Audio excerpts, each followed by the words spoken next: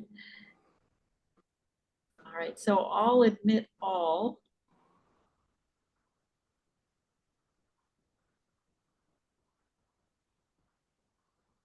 Hello?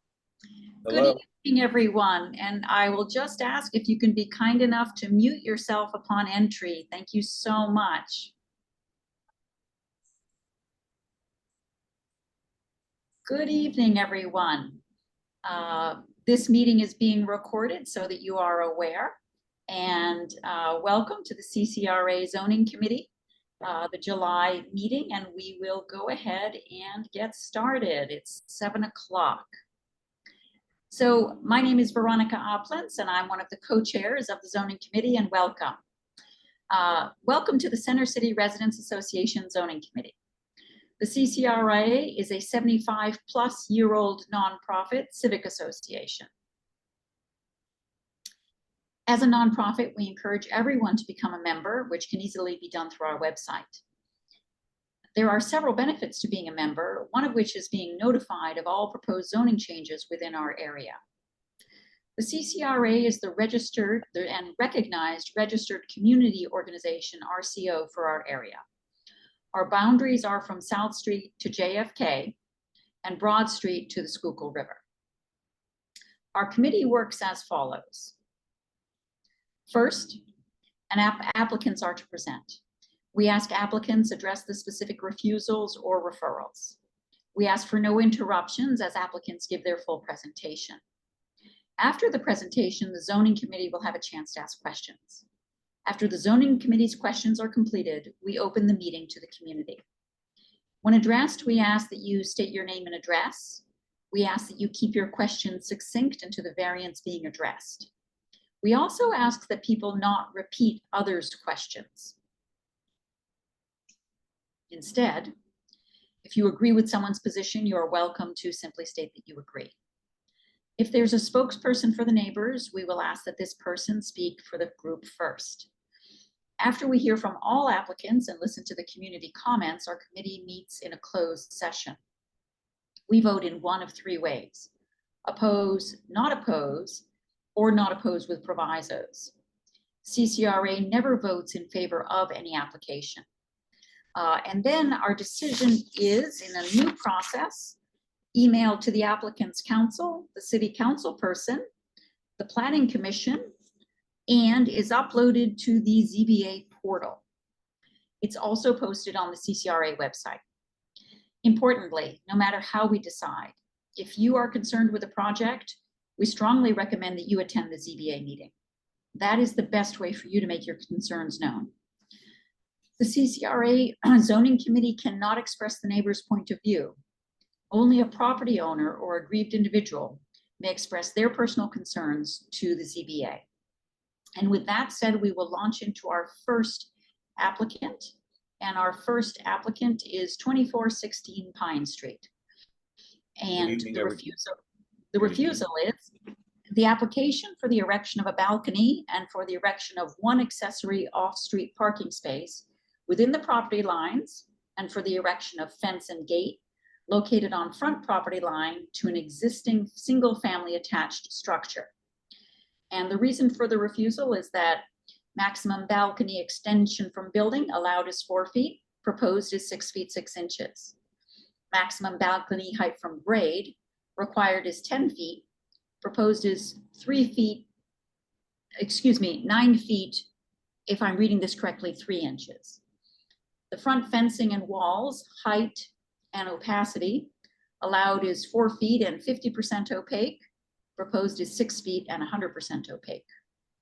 Parking access and standards.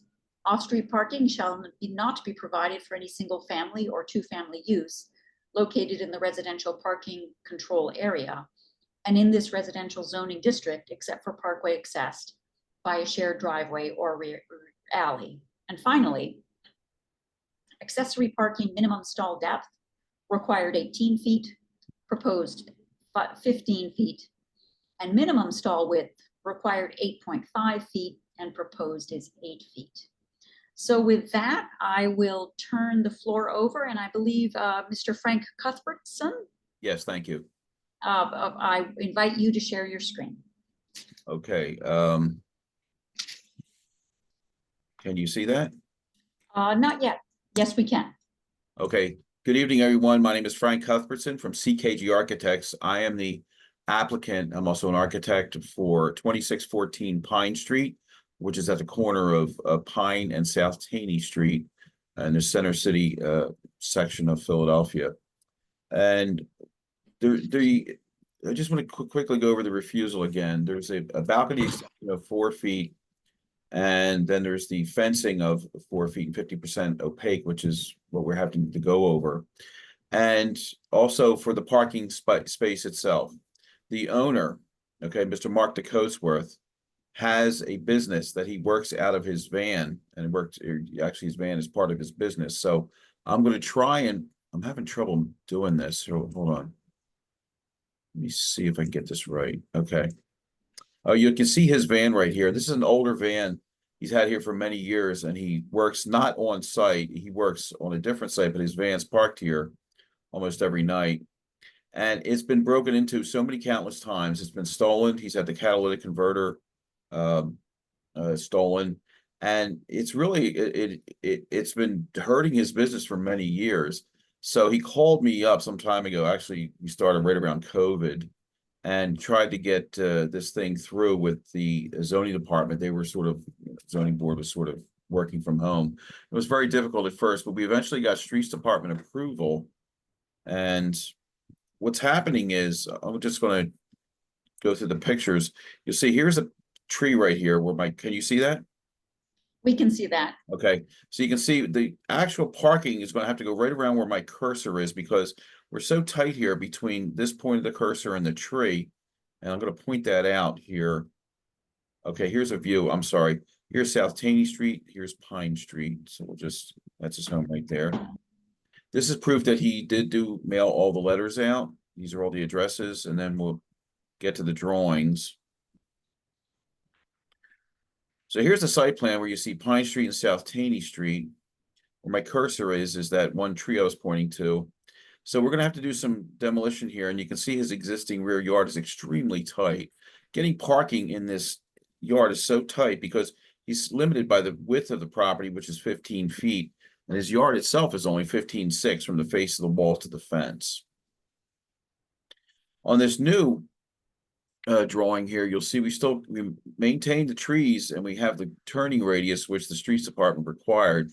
We have an 8-foot wide by 15-foot parking space, which is all you're able to get into this spot, but he needs that. And that minimum amount will just allow him to get a smaller vehicle in there that he's going to use for his business.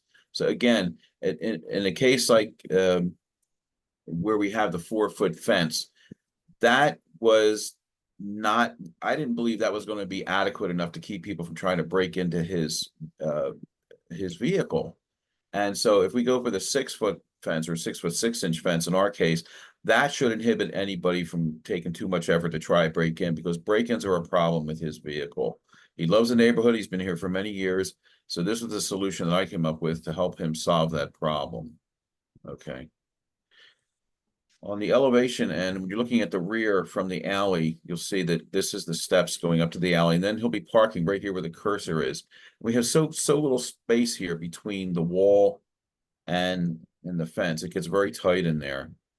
And here's a side view of the fence itself. It's a very attractive, decorative fence. It's going to be a wood fence with metal supports. It'll be an automatic sliding gate, and that's the drive-in. It's 8 foot 8 inches wide. That's how wide that will be. So let me see if I can blow this up a little bit. Okay. So the balcony itself is going to be supported on a cantilever over the vehicle that'll be parked. It won't be posted here because the L&I people at the L&I zoning, the plan examiner had a problem with us putting a post over here. So we just did a cantilever, which I'll show you on the side. It's right here. There's a cantilever of the balcony. So it's a pretty basic project, and his van is parked here anyway. So in removing that van and putting this other vehicle in here, he's not really taking up an additional spot. He's just reusing the spot that he has now for security and safety. And that's really the gist of why he's doing this. He's a man still working. He needs to keep making a living. And all of these problems he's having with break-ins and things of that nature are inhibiting him to make his living. So this is the answer, really the answer to that. And I think it's a fairly decorative answer to it. We're not just doing a utility type fence. We're doing something very nice here. So that's really the gist of what's going on here. And let me see if I can get you back on my screen. Okay, I'll open the floor for any questions. Thank you. I'm wondering, could you stop screen sharing? I'm gonna try. I'm not very adept at this. I apologize. Just a minute. Stop. Oh, here it is. Stop share. Okay. There we go. There we go. Thank you. And if we need to ask you to share the screen again, we'll let you know. So thank you for that. That was definitely concise and clear. Let me now go to the committee, and I'll call on the committee excuse me, I'll call on the committee and ask for any questions. Charles Robin, any questions? I was actually hoping to go last, but I guess my one question. Great, then I'll put you last if you want, Charles. Well, I want to hear Charles. Well, I understand what you're saying about being broken into, but you know, this parking does run with the land. Where's the closest off-site parking lot there? It's a little over a block and a half to 2 blocks away, and it's a garage. And you know, it's a little bit iffy to take your vehicle and park it there with all that equipment in there. He can't take the equipment out every night. That would be not realistic. And this stuff is expensive, so he has to keep an eye on it. He can't keep an eye on it at a remote lot. So 2 blocks away, there's off-site parking. Block and a half, 2 blocks away, there was some off-site parking. Yes, it's like a David, can you hear me? David Orfanita, I was with David one day, and it was across the street from something we were looking at. It was about a block and a half from here. So I'll hold off other questions. Thank you. Thank you. Ben Weinraub, any questions? There was a mention about the streets department. They've cleared this with the tree and pulling in or out blindly with the row of parking that's there and removing one street space in order to do this. Well, they gave me the approval, yes, for the parking, for the curb cut and the radius. That I can show it again if you want me to, but there's a radius on the site plan. I had to work that out with them, but they approved that, yes.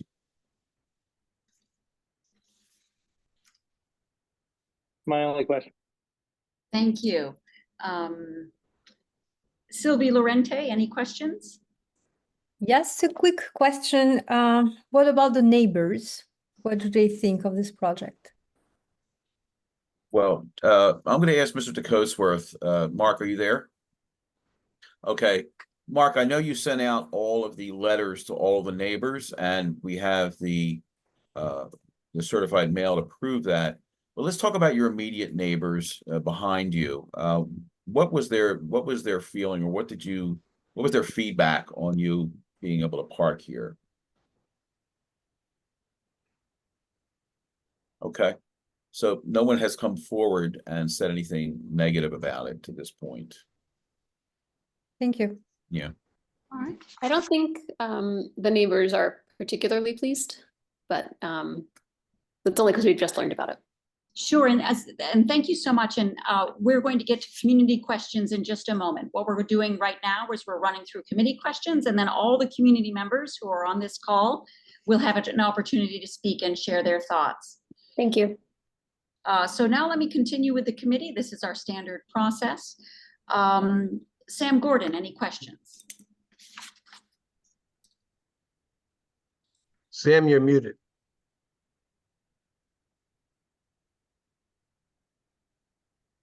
Hey, there we go. Hello, Frank. We went to architecture school together. Hey, Sam, what's up? No preferential treatment. Okay. What's your net clear space for the length of a vehicle? Okay, hold on, Sam. You're stumping me a little bit. You say net clear space. So you have the property width is 15 feet. Mhm. There's a fence on the east side. It looks like it's taken up like 4 inches. There's gonna be a fence on the west side. I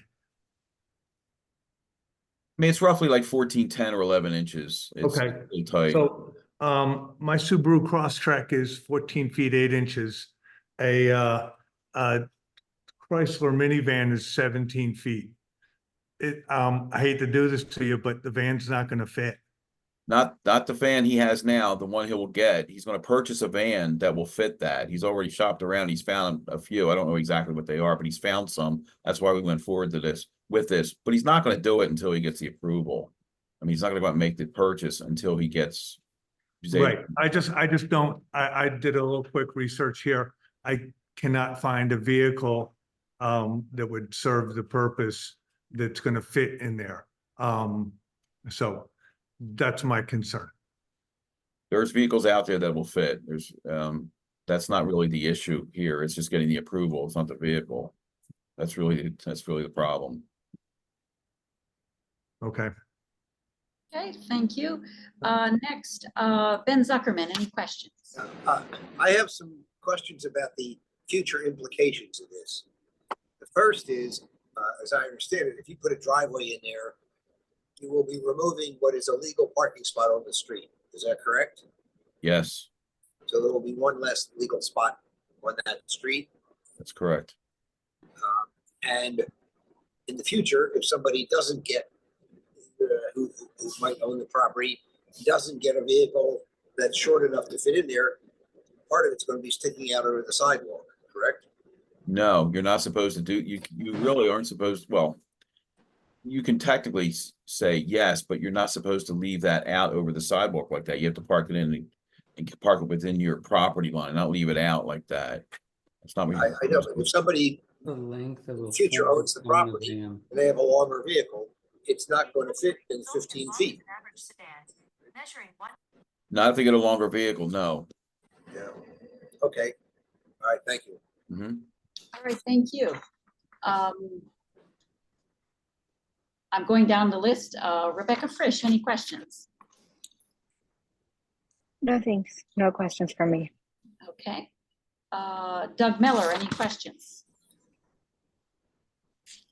Doug, you're muted. I was gonna ask about the approval of getting a curb cut. I mean, I know how difficult those are, and I'm a little skeptical that that's occurred. I'm sorry, what was you're skeptical about what? About the curb cut.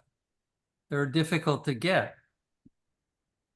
I put it through the streets department. They approved it. It's been a while, but they approved it. So Can we see some information to that effect? I'll have to dig it up. I didn't send that in, but this was a while ago. I had to get that approved before I could even go forward. So I'll have to get that to you. Thank you.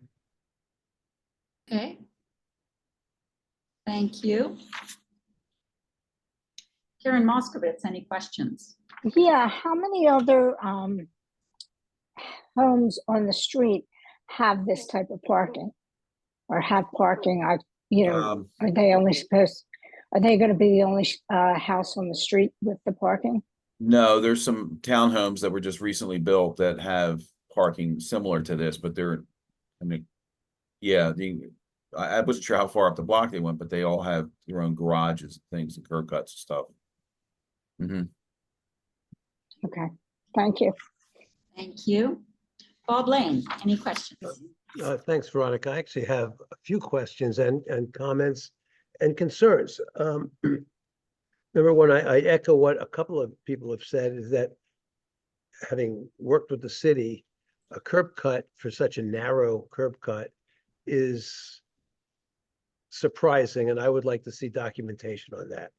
Even if there is streets department approval, and to Sam's point, to Charles' point, a few people's point, if you were to get a personal, first of all, I'm sorry, I didn't get your name. I see CKG Architects. Frank Cuthbertson. Frank, I'm sorry, Frank. You're not an attorney, is that right?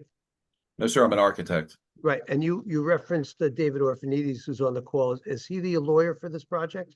No, I'm just saying hello. I just know him. Oh, okay. Please, as Dave. you might not know, since there's no attorney representing the applicant, personal concerns are not legal hardship, as maybe you don't know. So everything you've said so far, and I'm asking you to expand on that, everything you've said so far is personal to this individual owner. He needs an abnormally narrow car. He's got to carry equipment, all this kind of thing. This has nothing to do relative to the property. And if you were to be given a variance for this, it would run with the land, as a few people have mentioned. So is there something unique about this property that requires an exceptional driveway where, I mean, I used to live around the corner and I parked 2 blocks away from my house. There is off-street parking available. Is there something unique about this property that requires this approval? When you say unique, you mean architecturally, not personal to his safety and security of the vehicle. Exactly, because There's personal something- security, and we all have those concerns in the center city. Yeah, exactly. Yeah, and it's, I mean, to me, I understand what you're saying, but I mean, it's not just personal security, it's his business. I mean, that's nothing. Yeah, I realize what you're saying, that, well, it's not. Business is personal. I mean, meaning it's not the property. Yeah, yeah. Well, it's been in his family for so many years. He's picking it up from other generations. And, he just definitely wants to stay there. So I mean, if you were to, I'm not sure what you're asking me, because if you're saying that this requires it because the property demands it, it's not so much that the property demands it, is that has nothing, he's like at his wit's end, and he's throwing himself and he's asking, look, I really need some help here. Yeah. And Okay. yeah, I know we all have security, but when it's your business, it's more than just personal security. It's your business. I get it, and I understand he's asking for some help. The last thing I'll say, and then I'll defer to our next committee members, is, has there been any kind of traffic study? So I come down that street a lot, as I'm sure a lot of people do, coming off the South Street, from the Schuylkill, and a lot of us take a left turn on Taney there. Yeah. And if there's an abnormally narrow turn there at the corner of Taney and Pine Street there, there's going to be backing in, backing out, and there's sometimes a lot of line of cars, because that turn onto Pine Street is a forced right turn. So have there been any kind of traffic studies as to what will happen especially if he can't get the most perfect car, or some future owner gets a car that's a little hard to get into this narrow spot, what that will do to backing up traffic from South Street, turning left? No, we're not going to do a traffic studies are quite involved, and it's just one parking space. I'm not going to do it. There's no traffic. Okay, I'm just required. asking. Thank you. No traffic study was done. No. Okay, no further questions. Thank you. Ben Zuckerman, I see you have your hand raised again. Yeah, I'm also curious about the balcony extension. 4 feet is allowed. He's asking for 6 feet, 6 inches. Is that just to provide more cover for the van? Somewhat. I mean, it's like, well, I have a balcony, unless you kind of have a balcony you can use. I mean, it's a 6 feet 6 inches, like a minimum balcony size. It's not really covering the van that much, because if it rains, it's going to fall through the slats. So, it's just a usable balcony, better at 6'6" than 4'0". Is that right? 6'6"? Yeah, 6'6" and 4'0". Okay. That's all. Any other questions, Ben? Oh, no. Okay, thank you. I'm going to exceptionally call on myself. You've referenced the business several times. Can you give us and how it's unique with this van and materials and equipment in the van? Can you tell us a little bit more about exactly what is this business? I'm gonna have to refer to the owner, Mark. Can you hear? Talk a little bit about your business. Just in one sentence.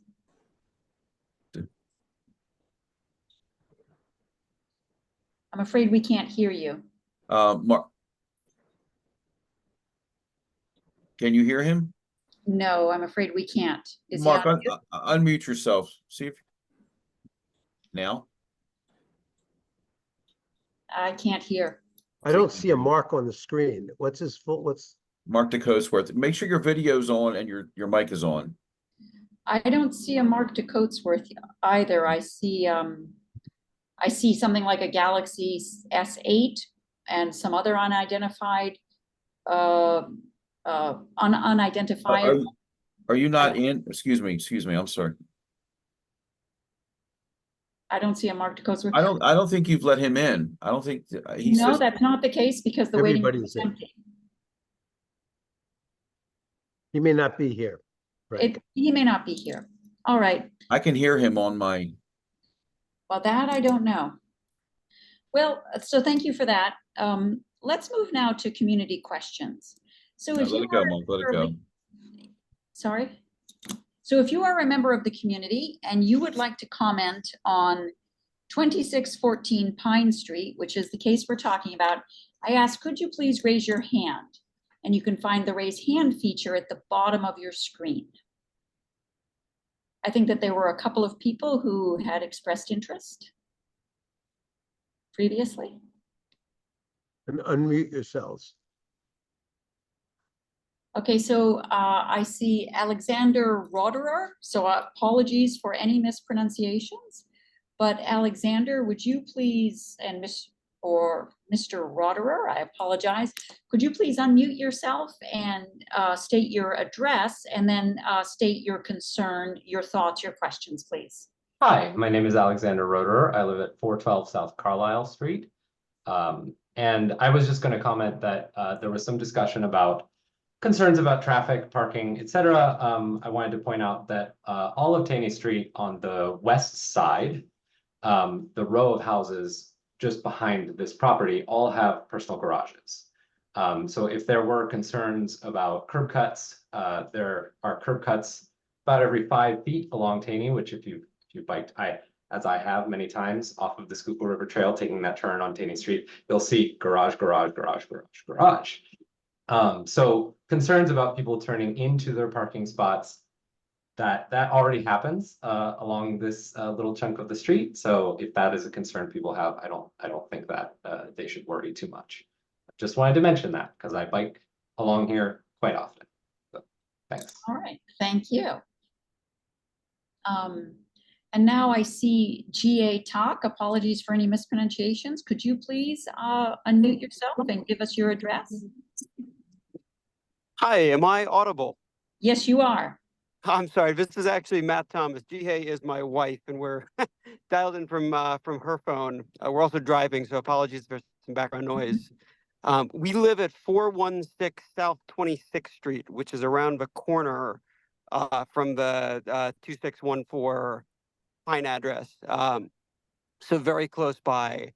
I think we just wanted to echo, I think I speak for several neighbors, but potentially not all, in being not in support of the project, while recognizing that Taney Street does already have quite a few curb cuts that have existed for, as far as I know, many decades. There are also a number of public parking spaces on the street that are used by individuals who are stopping at the park for a short period of time, or for anybody with a Zone 1 permit, including Mark, I gather, to park overnight.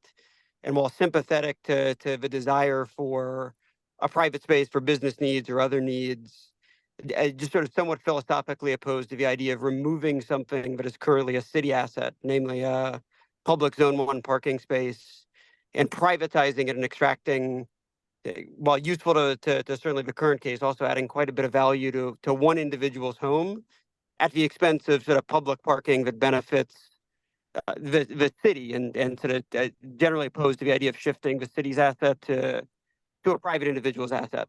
And I think I speak for other neighbors. There may be other neighbors on, but wanted to put that out there, sort of neighbors not being in support as what was intimated earlier. So thank you. All right, thank you. I now would like to call on Josh. That's the name I see. Can I ask you please to state your name and unmute yourself and just give us your address?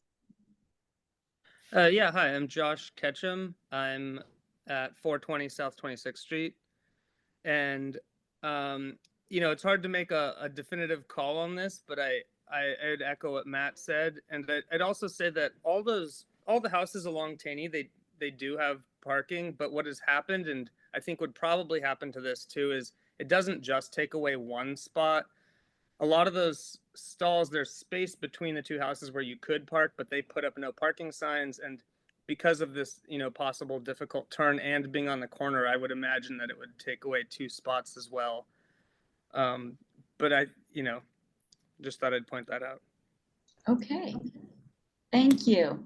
Hannah Ducher, and apologies for any mispronunciations. Please unmute yourself and give us your address and state your point of view.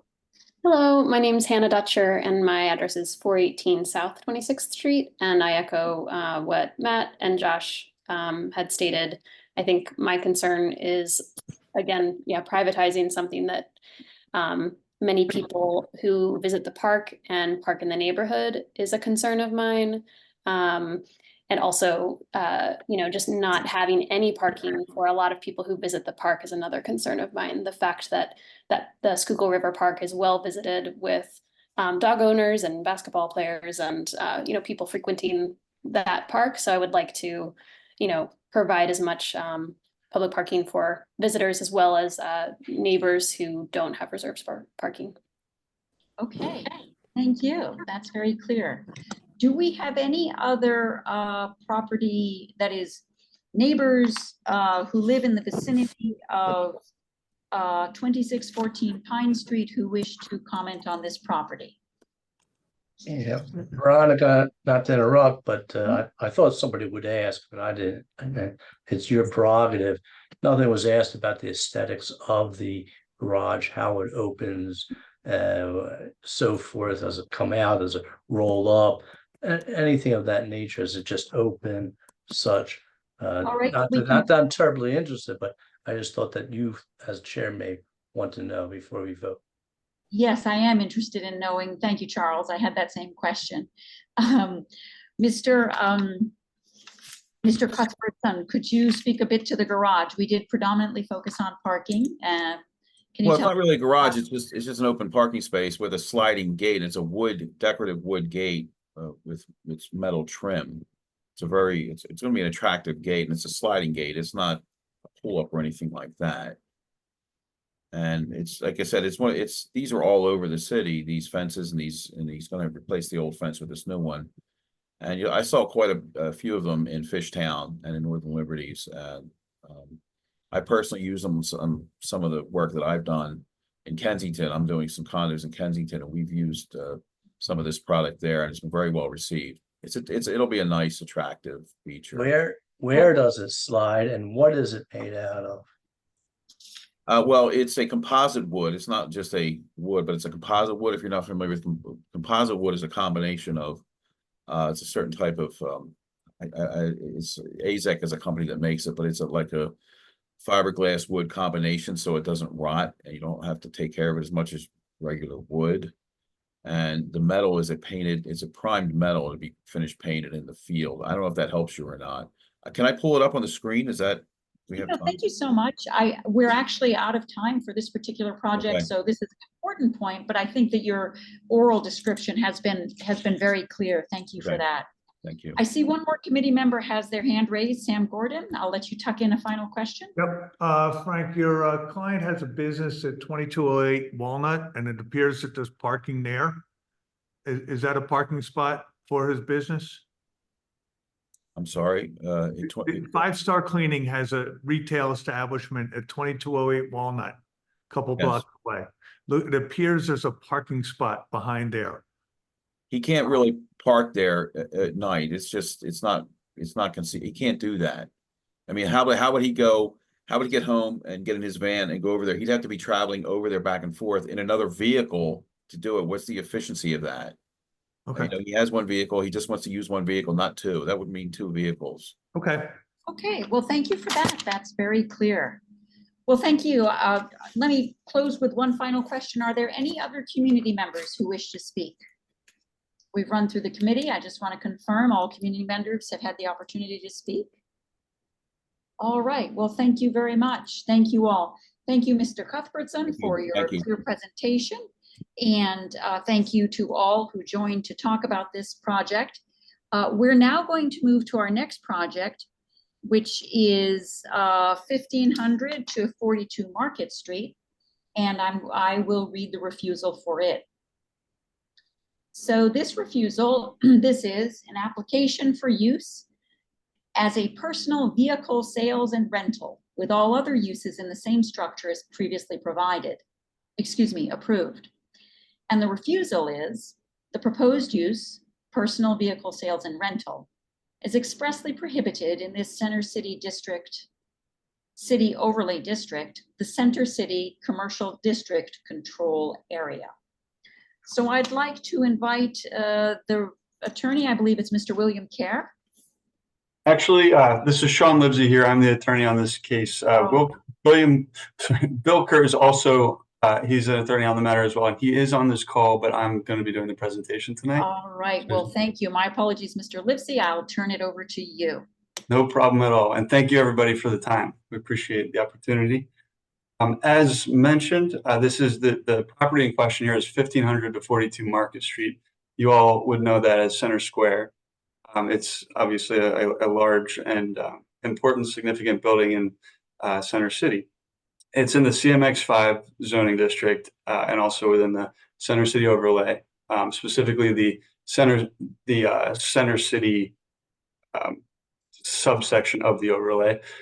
And we're seeking on behalf of our client Sixt Rent-A-Car, S-I-X-T Rent-A-Car. We're seeking a variance to allow, as also was mentioned, an administrative office for personal vehicle sales and rentals in this existing mixed-use property. So we would be using one of the commercial spaces on the ground level of one of the towers to basically run the operation, and then we'll have an area designated in the parking garage, which is subterranean, where all the rental cars will be. And there are 35 spaces that are designated for that purpose.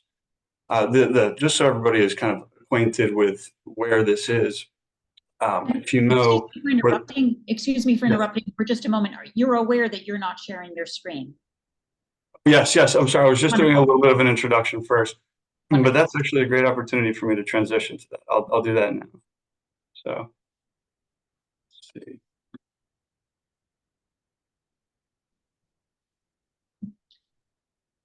Okay, so can everybody see my screen here? We can, thank you. Okay, thank you. Now, this is a view of the building in question. Okay, so in this direction, if you look up this way, we're on 16th Street. Market Street goes across here. And then the particular commercial space that we're looking at, I'm just going to slide over one more, is this one, Cleaners on the Square. This is where it is. It's right next to a main entrance of the building. Okay, I do have some other pictures, but I thought looking at the map would be the most helpful. These are some other photos of the building itself from different angles. Excuse me for interrupting. Could you just go a little more slowly in your changing pictures? So of course. I'm sorry. Yes. Okay, so obviously this is a depiction of the building itself, but not the specific area where the commercial space is. This is the commercial space that we're looking at. I want to make sure everybody has enough time to kind of appreciate where this is. Here's the main entrance on 16th Street. That's the southwest corner of the entire Center Square. And you can kind of get oriented seeing up toward Market Street this way. So I think that should orient everybody. This right here now is the site plan. So basically what we're proposing, it already exists. There's going to be very minor modification to accommodate the use, but basically it is as it is. It's already everything as it is, and the parking spaces as well that are designated. Nothing is being done to modify, just kind of replacing a current business with a new business. Okay. Here is a depiction of the parking garage. I have it sideways because I think it's a little easier to see this way, but it's depicted in the lease that our client has. It's depicting the area that's highlighted being the area that is designated to our client's use. So, and again, that's 35 spaces here. Where's Market? On that site, on that plan? Walnut is here. So Market, I believe, is up this way on the right hand side. Yes, because this will be directly below location, the commercial location. This will be the southwest corner of the building. Okay. And this is another, here's another, this might help a little bit more. Not that clear, but it shows where the site is. This is an overview of the entire center square. Can you show us where, would the cars be coming up that ramp just to the south of your client? Exactly. The cars will be coming up this ramp down here. This is a ramp right there. If I can just go back to the map real quick. Take a look. You're not looking for a new curb cut, right? It's the existing ramp. Everything that exists. There's no modification like that whatsoever. Minor modification of a wall or two within the commercial space, just to make sure that everything flows well for their operation. But so this is the access that will be used by the rental car, and then this is obviously where people will be going in. You can actually access from, I believe, from the outside and from inside the building. So you can go in here, get to access. Here, I'll go back to the site plan so you can see. Okay, so we have, this is facing outdoors, right? I'm focusing on the center diagram. This faces outdoors, so here's access to the outdoors. Or you can go into the building this way. You can access, I believe you can access through the inside of the building on this side. You're not going to be able to get from the outside into the building. They've locked those doors. From the outside into the commercial space or into the building? Into the building, the commercial space, you would only be able to enter from being inside the building already. You can get it from the outside on the street level, but you can't go into the center square itself from the outside at that entrance. They keep that right. locked. I think that's right. I think that's just there's a staff access, it looks like, from into the inside, but not for the public. Right. Okay. So let's see. I think with that being said, don't have much else that I feel needs to be shown, although I would like to talk a little bit. I can just stop sharing my screen now. I'd like to talk a little bit about the fact that this type of use seems to be, even though it may be expressly prohibited because it's lumped in with these other uses that are auto related, vehicles maybe seem to be heavier, more intensive type uses.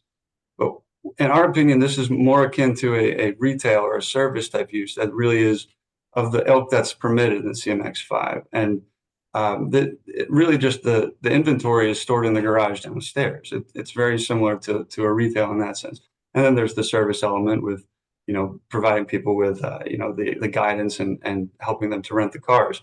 Again, this is, I'm not sure if I mentioned this yet, but although it does denote we're talking about vehicle sales and rentals, this will be primarily rentals.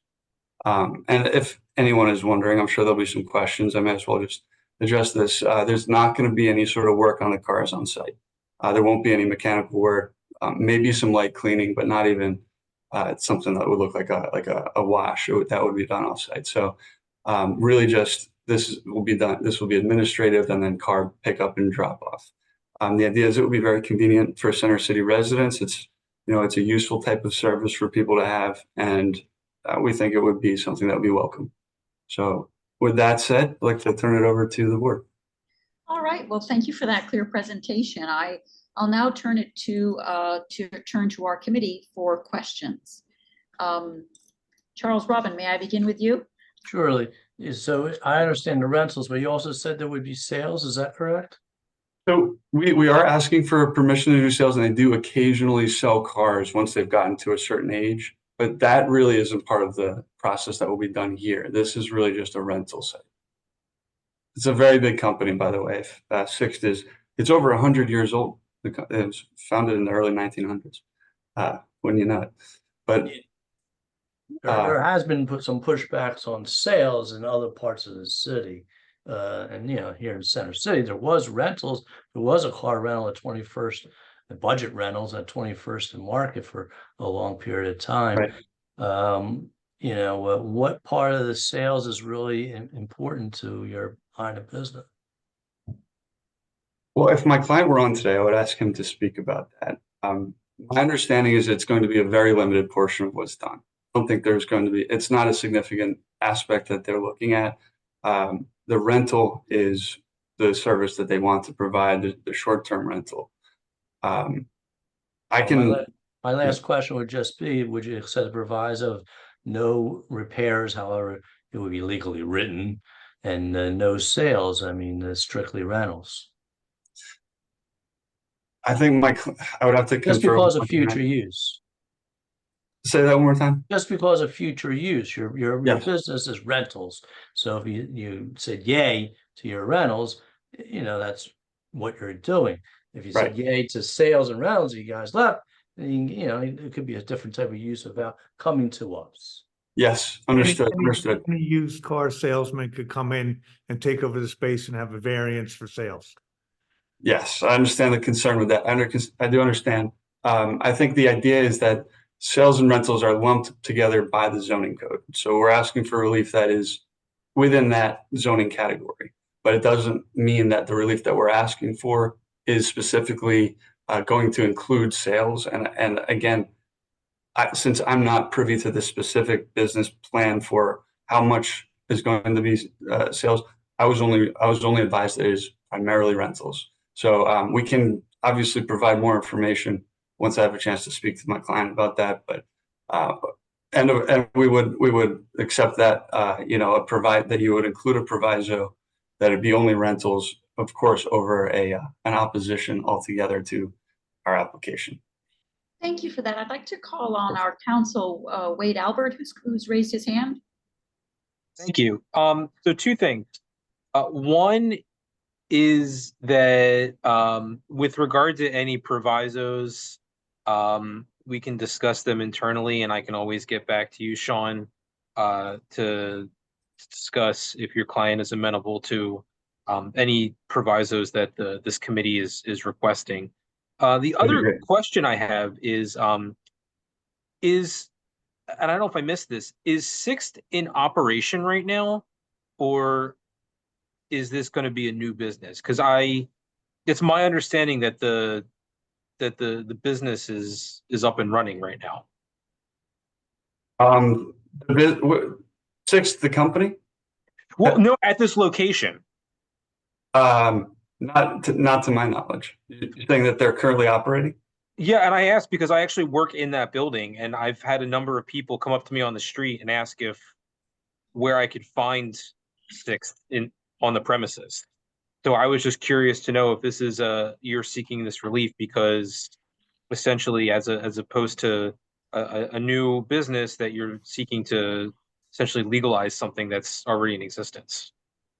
I have no personal knowledge of this being ongoing. I know that we have a signed lease, and that the plan has been to proceed with obtaining zoning approval before we do anything, because obviously we have a refusal. So to my knowledge, no, it's not operating. Maybe there were people who were looking for the property because there were plans to get things in place, and there were meetings or something that were being held. No. These are people who clearly are looking. They're looking for cars. Yeah. Mm-hmm. Okay. So I'm just curious to know what, I mean, I haven't seen the business, but I'm just curious to know why there are folks who are, and it's actually happened to me 3 or 4 times over the past 2 weeks, and I'm curious to know why they're going there for that right now. I wonder. I mean, it could be that maybe there was a false start on some sort of advertising or something, and maybe people saw that there was a location here, but it was pending, and they said, "Oh, maybe we can rent something there," so they went looking for it. If they couldn't find it, I think that's. Sean, you're just clearly guessing, so we might. Can anyone hear me? Right. Well, thank you for all of that. I'd just like to break in, Mr. William Kerr. I see that you have your hand raised, and you're in the same law firm as Mr. Sean Livesey. Is that correct? Did you want to speak to this? Mr. Kerr, I think you're muted.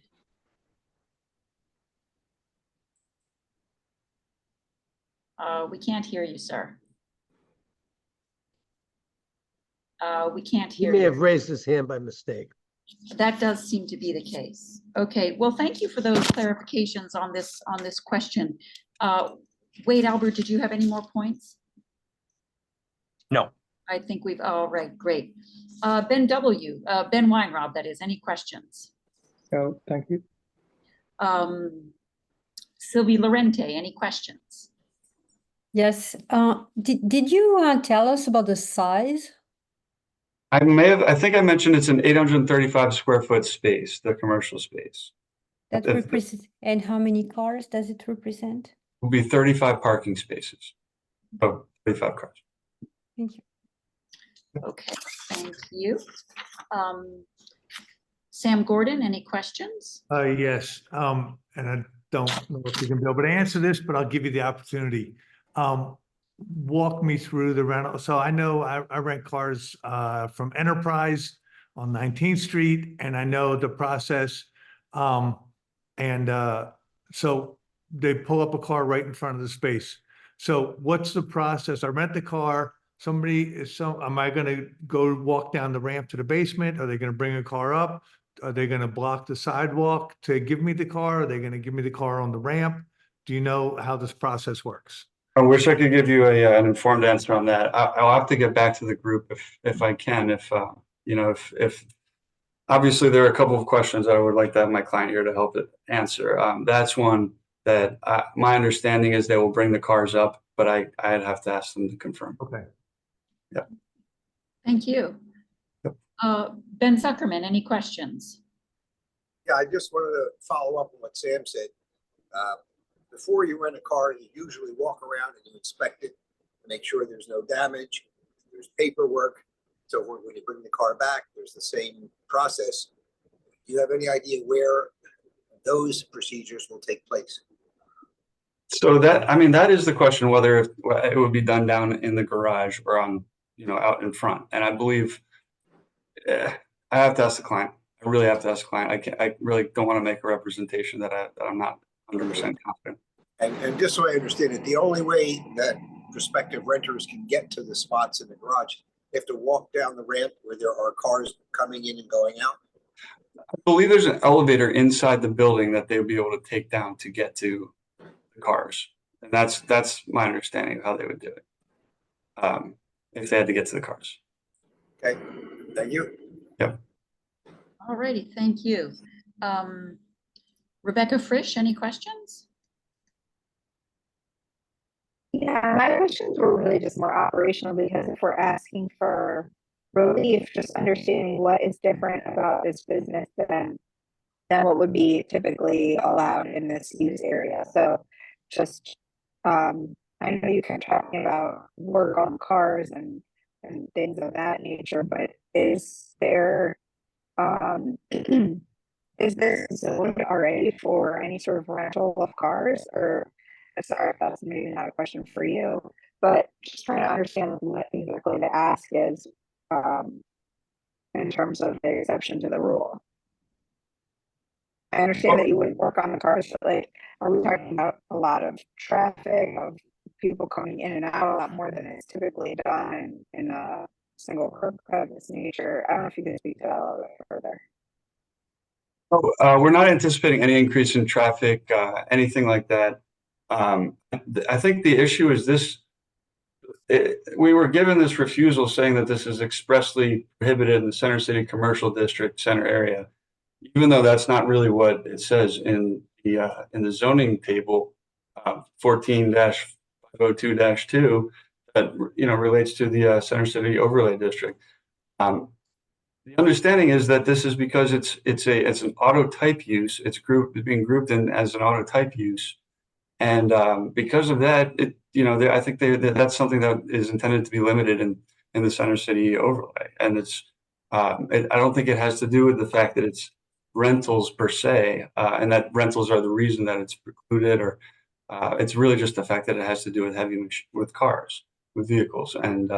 Thank you so much for that very clear answer, and I apologize for interrupting. We're already at the end of our time for this entire presentation, and we haven't gotten to community members' community questions yet. So I'd like to just go ahead keep us concise and focused while everybody has the opportunity to present all of their thoughts, including you, Mr. Livesey. So I think that question has been answered. Rebecca, did you have any other questions or more specific? Thank you. Okay, thank you. So I apologize to move us along, although we don't want to be here till midnight or anything similar. Doug Miller, do you have any questions? Doug, And you're you'll muted. need to unmute yourself. Maybe to expedite, we should just finish. Somebody has a question, they should just raise their hand instead of asking everyone. Right. Can you hear me now? Yes, we can. Thank you. About the maintenance and cleaning.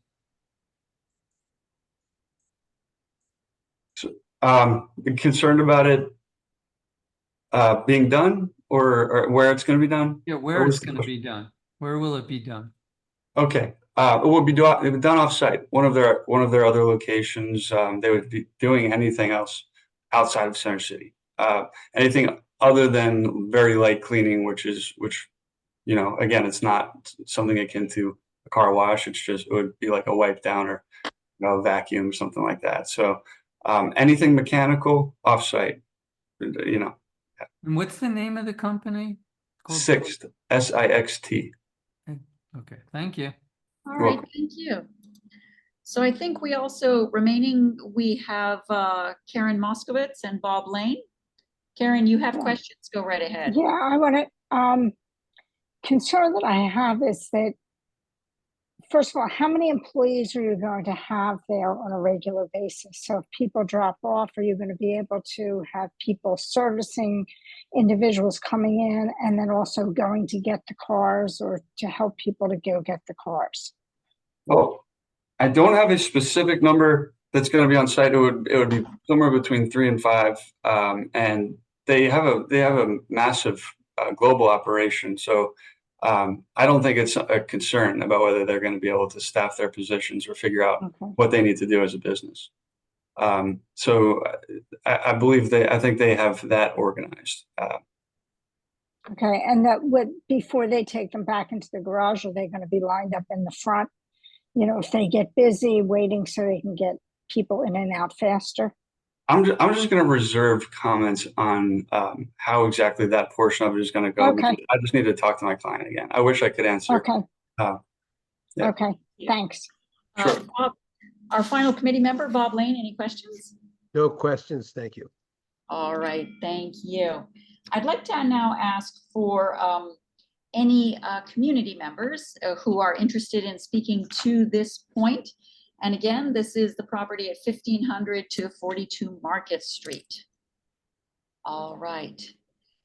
So I see one hand, Alexander Roderer, and I apologize if I've mispronounced your name. Can you reintroduce yourself and give your address again for the committee, please? Happy to. Alexander Roderer, and I live at 412 South Carlisle Street. Really quickly, I rent from Avis Budget, which has a similar location on Arch Street, just east of Broad. The procedure there is that you go into the convention center parking garage and get the car, which I would expect is a potential model that could be used here as well. I will also note that there is a Hertz on 17th and Arch that I've also used. There are a number of these sort of rental car companies in the area. And it makes a lot of sense because if you're taking a train in or you're taking the Market Frankfurt line or the Broad Street line, it's easy to hop off of those, grab a car, and then go to like Costco, right, to do your grocery run or whatever.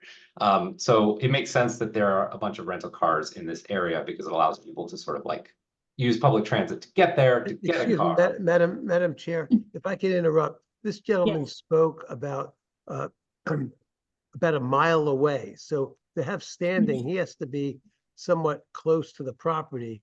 And I think he spoke about when we were at 26th and Pine, and now we're at 15. I didn't realize that.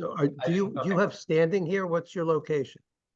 I think he's already given his location, thank you, and it's 412 South Carlisle Street, which is closer to the 26th and Pine location. So thank you for that clarification and thank you for the point.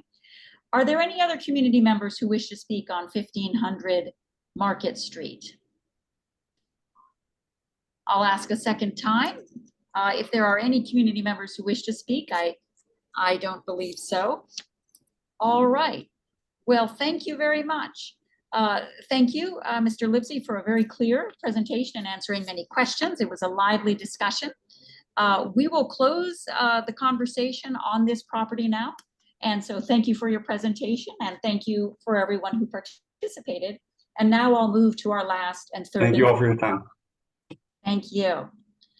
Now I'd like to move to our final property, and this is 1719 Rittenhouse Square. Now we received information about half an hour before this meeting. So if you give me one moment, I will access this. Now this is a refusal. Again, this information was sent about half an hour before the meeting. This updated refusal is for two reasons. First, the proposed use, and excuse me, let me return to our agenda.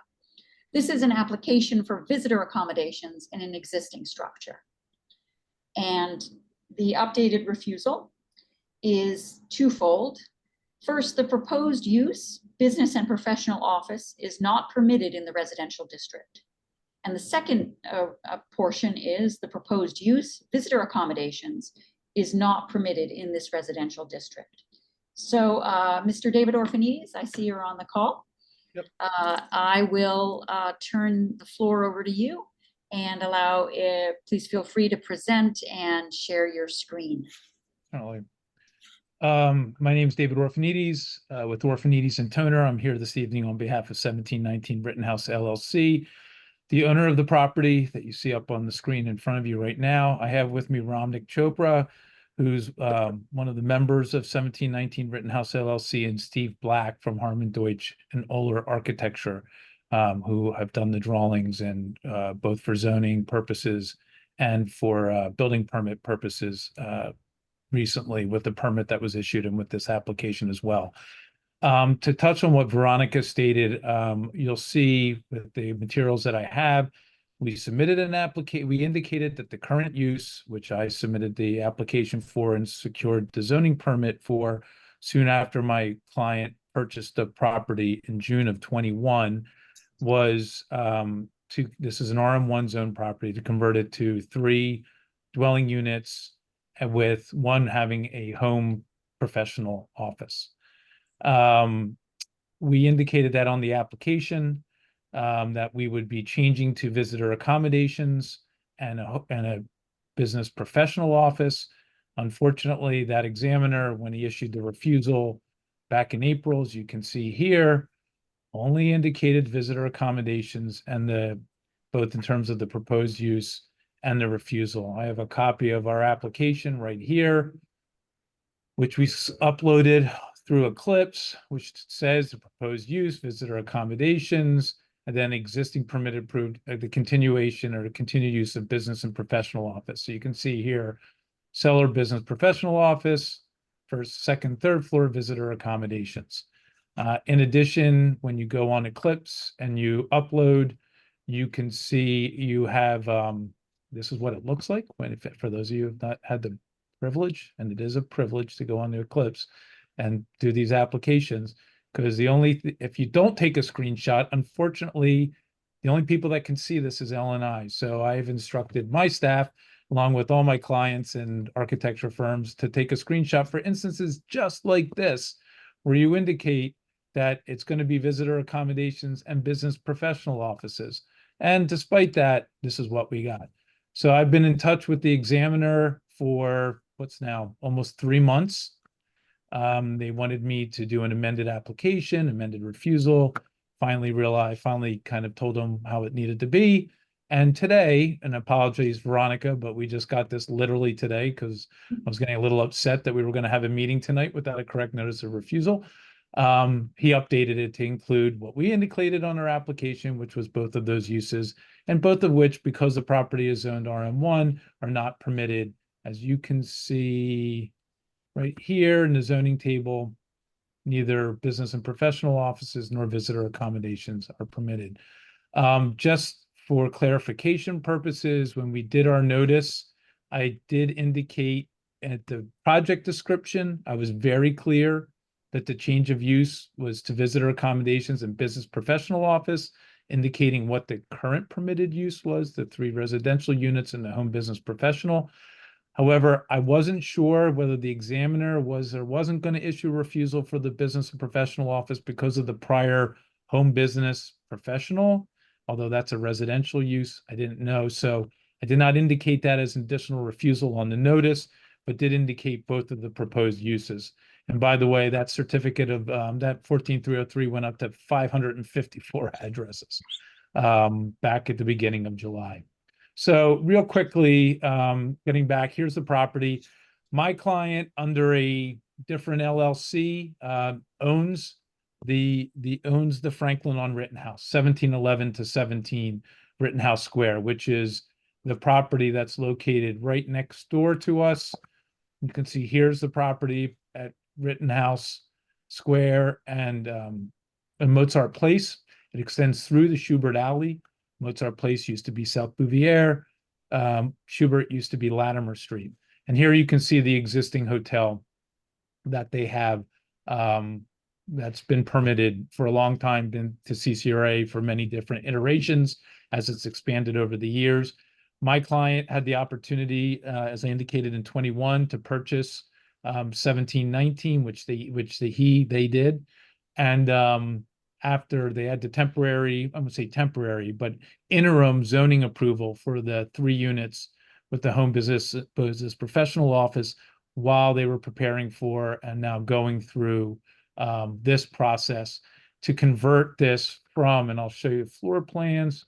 Here are the existing floor plans where you have 1 unit, 2 bedrooms on the first floor, 1 unit on the second floor. And you can see 2 bedrooms and a 1-bedroom unit on the 3rd floor.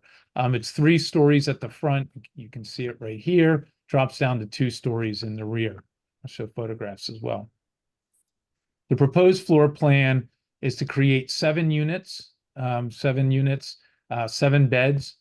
However, because of the way it's currently laid out, they have the function, and the idea is for this to serve as an extended stay option for the tenants, for the guests of the hotel that might want to stay longer and might possibly want, because a couple of them individually as 7 hotel rooms have kitchens, or that were there with the individual units, or they can function in any combination. So ground floor again could function as a 2-bedroom suite with a kitchen. 3rd can also be a 2-bedroom suite. 3rd is 2 individual units, one with a kitchenette, and then one with the kitchenette was there before, and then one that doesn't have. So again, these can be locked out and create any myriad of combinations depending on what the needs of the guests are, anywhere from 3 units as presently exists all the way up to 7 units. And then the cellar will be where the home business professional office that is going to be utilized by my client to run both operations. Guests for the 1719 will check in at 1711 to 17, just as they presently do, through the red doors that for those of you who are familiar, right here, they'll come in there, the main entrance, and they would check in and then be able to go over to 1719. This property it was in a slightly different configuration back in 1916. You can see right here, it was laid out a little differently in 46. It took on its current configuration. You can see there's an open space to the rear, backing up to Latimer, and then a side court or cutout, as you see in many center city homes. Here's a copy of the permit that I pulled in 22 for the 3-family dwelling. And this might have been why it was a little confused, the current examiner, because it does say the approved use is business and professional, but it does indicate that that was as part of the one of the existing units. The property is zoned RM1, as I indicated. Here you can see on the atlas, the zoning map. Again, Mozart Place to the west, Schubert Alley to the north. At the lot size, it's 25 by 66, 25 wide by 66 feet deep. To the lot area, 1650 square feet by right in RM1, You could have 4 residential dwelling units, 5 or 6 with a mixed income housing bonus. But since 54 until the permit in 22, it had been utilized as a single family dwelling with some type of business or home occupation. The breakdown of the floors, looking at the floor plans again, you have the cellar, which is 867 square feet. First floor is 1127, second floor is 1127, and the third floor is 678. Now, in terms of the block, you have the zoning map here. You can see you have RM1 on the south side. You have RM1 until you get to 17th Street, where you have RM4. You have CMX3 behind us and RMX3 to the west. Obviously, for those of you who are aware, the RMX3 is the Barclay, which is 85 units, along with the restaurant. You have a number of other large multifamilies on the block. You have down at 1706, you have 40 units. Here at 250 South 17, you have 28 units. And then at 1707, you have 8 units. There's 1 2-unit on the block. There's 4 single families. We do have a letter of support from 2 of them. 2 others, one of which has is just a single family. The other one has approval for 2 doctor's offices. As you know, and looking at the aerial, for those of you familiar with the area, you have the parking lot, the Parkway parking lot across the street that has, I think, approximately 30-some parking spaces in it for it. And then you have the Philadelphia Art Alliance down at the west end of the block on the opposite side. Again, the properties on the north side, you have the Curtis across from us, across Schubert Alley. So you got Schubert on one side, you got the Barclay on the other side, and you got the property that my client owns on the other side to the east and the parking lot to the south. So you're surrounded by pretty substantial uses that aren't owned by my client, parking lot, the Barclay and the Curtis. And this use is very much in keeping, obviously, with the abutting use and with the uses elsewhere in the immediate surrounding area right around Rittenhouse Square. Again, this is an RM1 block, but I think you can see that, there are very few kind of typical RM1 type uses on this block, that it's probably, really more of a CMX3 type of block at this point than it is an RM1 block.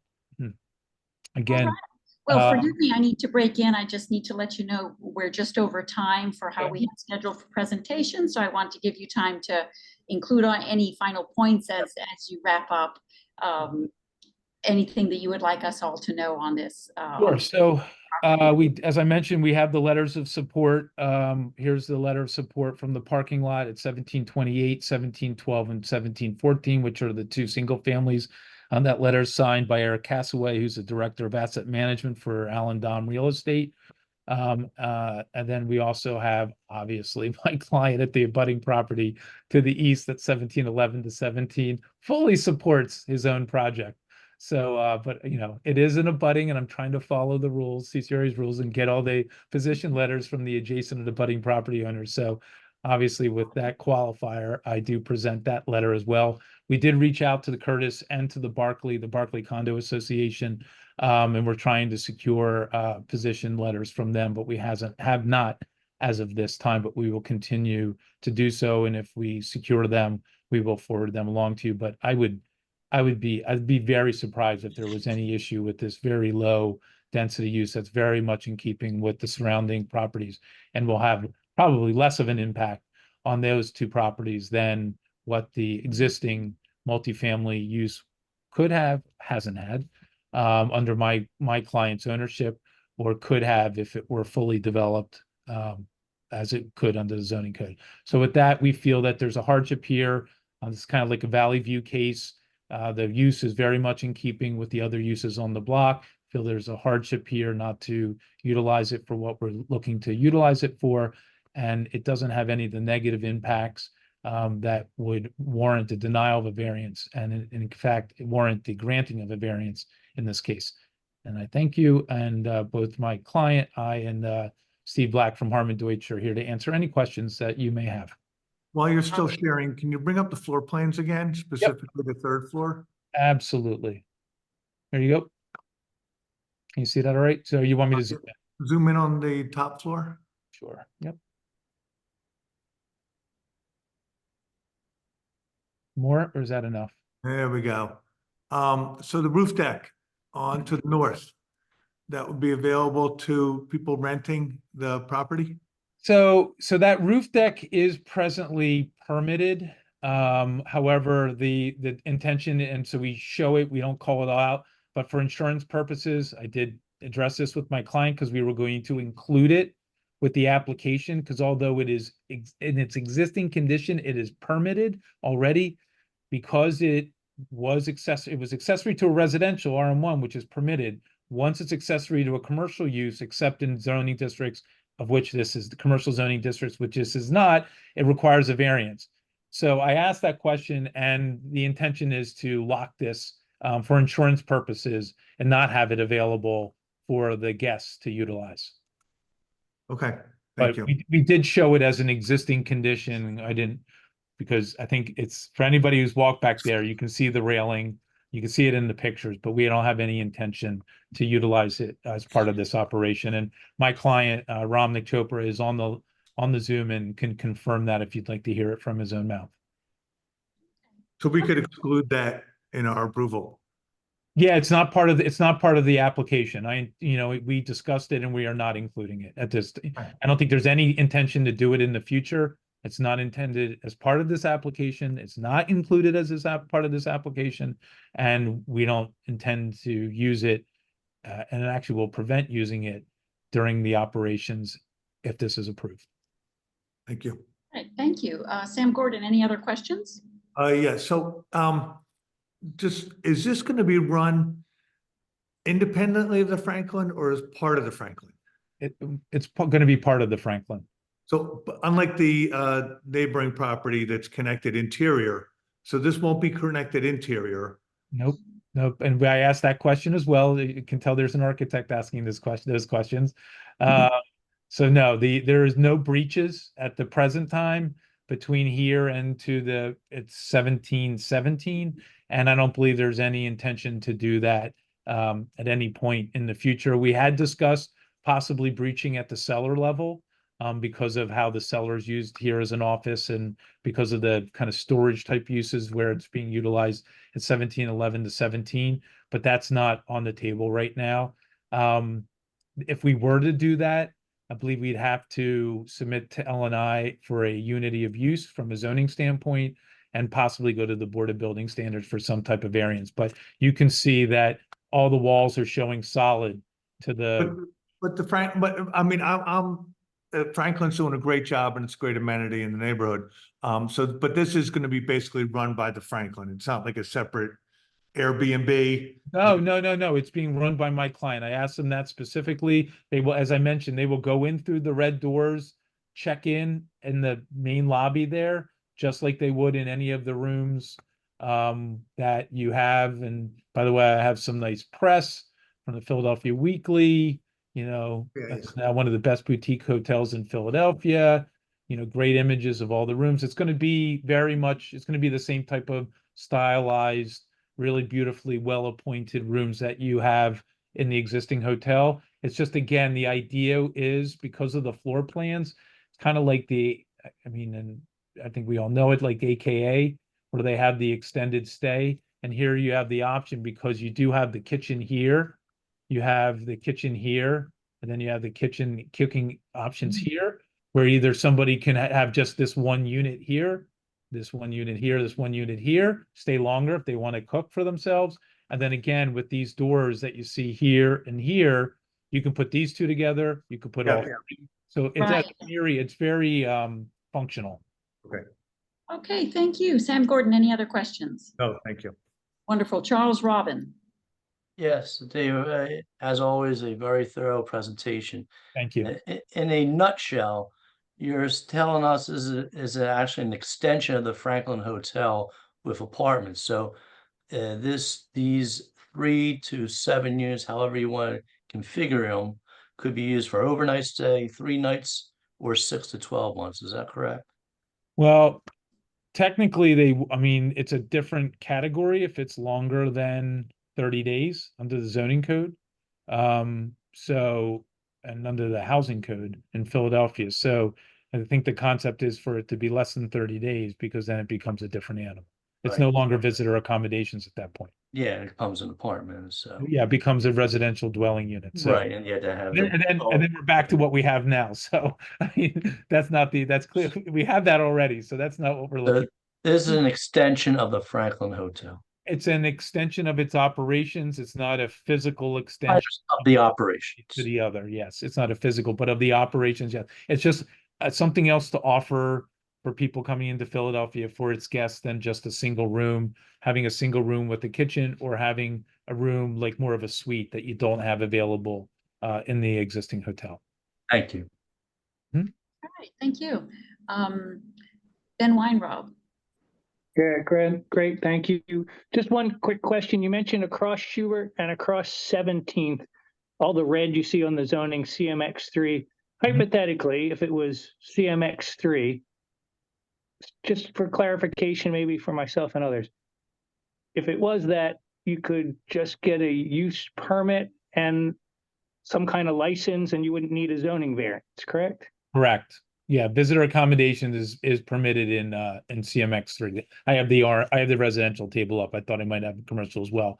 But yeah, it's permitted in visitor accommodations is permitted in CMX3. It would be by right by zoning, and then you would have to get all the additional licenses and tax registration and things like that for the visitor accommodations. Right, which presumably the Franklin already obviously has. So yeah. Mm-hmm. Thank you. Mm-hmm. Thank you. Sylvie Lorente? No question, thank you. Ben Zuckerman? Yeah, if this were not adjacent to the Franklin Hotel, how would it be different than an Airbnb that is not permitted in this district? If it were If it weren't owned by and operated by the Franklin Hotel, but if somebody came along, took these properties, wants to do with them what you're going to do with them, and they could do it for 1 night or 2 nights or 3 nights or less than 30 nights, wouldn't that be essentially the same as an Airbnb? As the city of Philadelphia treats them, that's correct. So in other words, like when the city cracked down on Airbnbs, when we go into like, I've had a couple in Cessna, let's say, right? And they're zoned RM1 or they're zoned RSA5, you basically have to get a variance for a hotel or visitor accommodations. I mean, so you say it's an Airbnb, but it's basically there are no such things as, well, there's Airbnbs if it's called limited lodging. If you live there less than 180 days, but once you're not living there and once it's more than 180 days, it's a hotel. So I would say that you either have limited lodging, which is an Airbnb, or you have, which is what Airbnb I think was originally intended to be, or you have a hotel. And the Franklin has the hotel, correct? Yeah, that is a hotel that was permitted as well before my client purchased it. Okay. All right, thank you. Rebecca Frisch. I don't have any questions. Thanks. And if I can go right back to Ben for a second, just real quickly. No. Basically, anything that's zoned as a hotel in Philadelphia right now, to flip it around, I guess could be an Airbnb. I mean, if you look at it that way. So it's no different than any other hotel. I just thought I'd flip it around a little bit, but Airbnbs are supposed to be what we call limited lodging, and the city made sure now that happens. Yep, I get it. All right, thank you. Very clear as always. Doug Miller, any questions? No questions. All right, Karen Moskowitz. No questions. Great. Bob Lane. No questions. Thanks, Bob. All right. Well, thank you very much. That was a very clear and very thorough presentation. I want to ask if there are any community members or near neighbors who are on this call. I don't believe there are, but in case I'm missing anyone, I invite them to speak. And No, I don't. 554 mailings. I don't think we missed anybody. I don't see any community members here. All right. Well, thank you for that clear and thorough presentation. With that, we will close out the public portion of this meeting. And so thank you, David Orphanides. And Thank you. we will now move into closed session with just the members of the committee. So thank you, everyone who has attended, and including to those of you who presented. Okay. Have a great evening, everybody. Thank you again. Thank you. You too. Rebecca, I wonder, Veronica, I may wonder if we can take a 5-minute break. Yes, we can. And I think iPhone, I thank you for attending, and we'll ask you to go ahead and exit. All right, so I am going to stop recording. I'm going to stop recording.